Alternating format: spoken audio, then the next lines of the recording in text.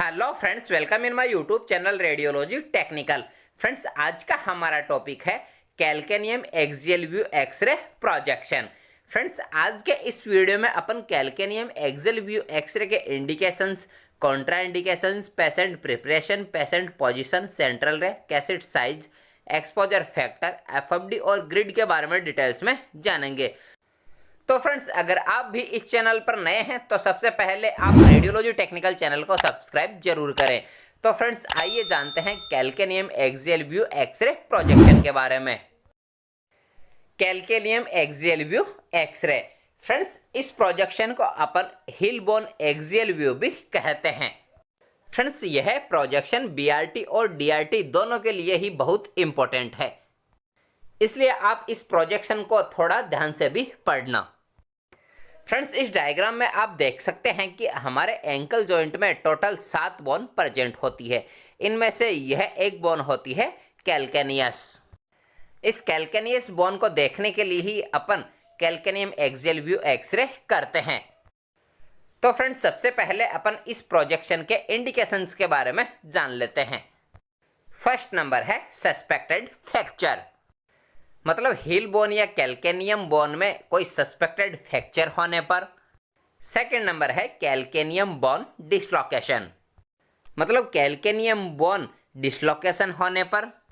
Third number है deformity, मतलब हिल bone या कैल्केनियस बोन में कोई विकृति होने पर। फोर नंबर है कॉन्जेनाइटल अबनॉर्मलिटीज, मतलब हिल बोन में कोई जन्मजात अबनॉर्मलिटीज होने पर। 5 नंबर है अदर पैथोलॉजीज, मतलब हिल बोन की कोई अदर पैथोलॉजीज को देखने के लिए अपन कैल्केनियम एक्सियल व्यू एक्सरे करते हैं। तो फ्रेंड्स, आप इन सभी इंडिकेशंस को एक डायरी में नोट कर लो, फिर अपन आगे बढ़ते हैं। अब हम कॉन्ट्राइंडिकेशन के बारे में जानते हैं।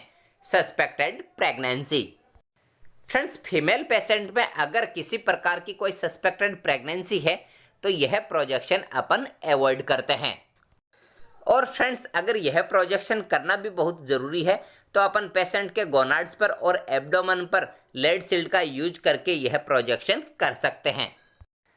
अब हम पेशेंट प्रिपरेशन के बारे में जानते हैं, मतलब इस एक्सरे के लिए पेशेंट को कैसे तैयार किया जाता है।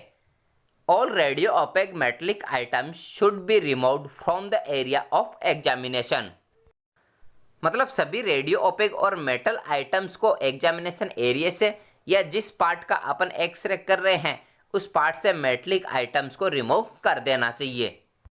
जैसे बहुत सारी फीमेल्स एंकल जॉइंट में पायल वगैरह पहनती है तो उसे अपन को रिमूव करवा देना चाहिए।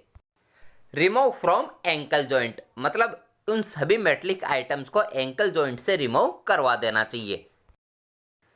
अब हम पेशेंट पोजीशन के बारे में जानते हैं, मतलब कैल्केनियम एक्सियल व्यू के लिए पेशेंट की पोजीशन किस प्रकार लगाई जाती है।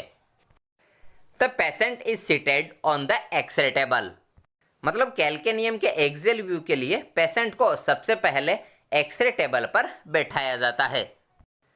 The affected ankle and leg should rest on the table, मतलब अफेक्टेड एंकल और लेग बोन को एक्सरे टेबल पर रेस्ट पोजीशन में रखना चाहिए।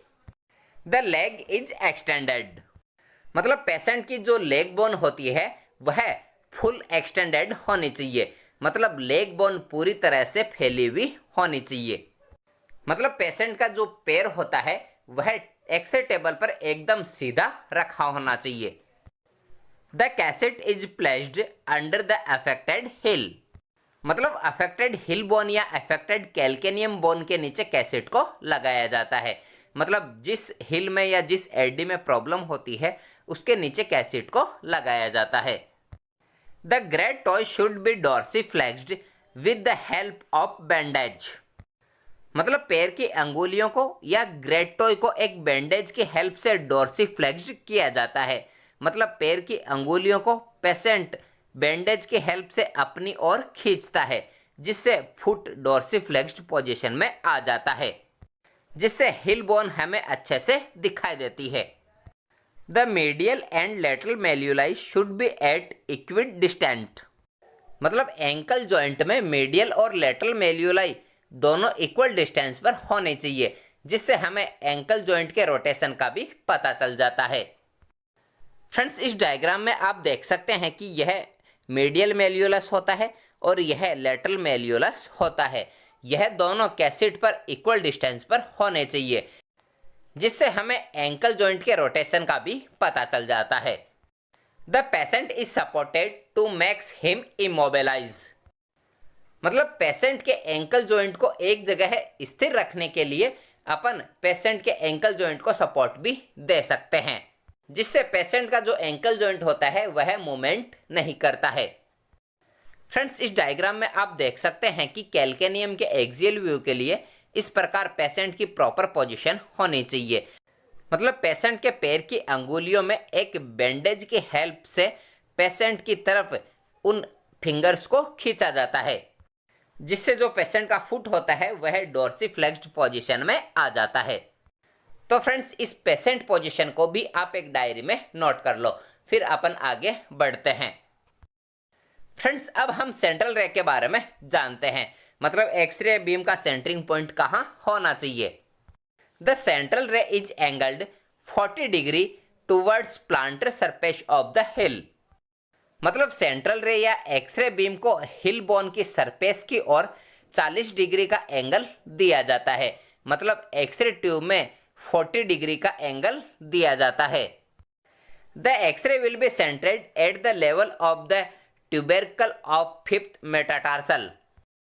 मतलब कैल्केनियम के एक्सियल व्यू में एक्सरे बीम का सेंटरिंग पॉइंट फिफ्थ मेटाटार्सल के ट्यूबरकल के लेवल पर दिया जाता है। फ्रेंड्स, कैल्केनियम के एक्सियल व्यू के लिए पेशेंट के फुट को पहले डोर्सीफ्लेक्स्ड किया जाता है और फिर एक्सरे ट्यूब में 40 डिग्री का एंगल दिया जाता है। और अपन एंगल किस तरफ देते हैं? हिल की प्लांटर सरफेस की तरफ। और एक्सरे बीम का सेंटरिंग पॉइंट कहाँ देते हैं? फिफ्थ मेटाटार्सल के ट्यूबरकल पर। फ्रेंड्स, आप इस डायग्राम में भी देख सकते हैं कि इस प्रकार यहाँ पर अपन एक्सरे बीम का सेंटरिंग पॉइंट देते हैं। नेक्स्ट है गोनाडल शील्डिंग। मतलब पेशेंट के गोनाड्स को भी प्रोटेक्ट करना बहुत जरूरी होता है। It should be employed for protection from scattered radiation according to the department policy. मतलब रेडियोलॉजी डिपार्टमेंट की पॉलिसी के अकॉर्डिंग पेशेंट के गोनाड्स को स्कैटर रेडिएशन के प्रोटेक्शन के लिए पेशेंट के गोनाड्स पर लेड शील्डिंग का यूज किया जाता है, जिससे पेशेंट के गोनाड्स भी एक्सरे से प्रोटेक्ट हो जाते हैं। नेक्स्ट है collimation. The beam is collimated includes the calcaneum bone. मतलब एक्सरे बीम को कॉलिमेटेड करना चाहिए और इसमें पूरी कैल्केनियम बोन या पूरी हिल बोन इंक्लूड होनी चाहिए। नेक्स्ट है इमेज रिसेप्टर साइज या कैसेट साइज। फ्रेंड्स, कैल्केनियम के एक्सियल व्यू में अपन 8x10 इंच का कैसेट साइज यूज करते हैं। नेक्स्ट है orientation of image receptor. Portrait for single projection. मतलब यह पोर्ट्रेट होना चाहिए और इसमें सिंगल प्रोजेक्शन ही लिया जाता है। नेक्स्ट है marker. Place right and left appropriate marker on the cassette. मतलब कैसेट पर राइट या लेफ्ट मार्कर लगाना चाहिए, जिससे हमें एक्सरे में एनाटॉमिकल साइट का पता चल सके। मतलब हमें पता चल सके कि कौन सा हिल राइट है और कौन सा लेफ्ट है, इसलिए मार्कर लगाना बहुत जरूरी होता है। नेक्स्ट है एक्सपोजर फैक्टर। मतलब कैल्केनियम के एक्सियल व्यू में एक्सपोजर फैक्टर कितना लगाते हैं।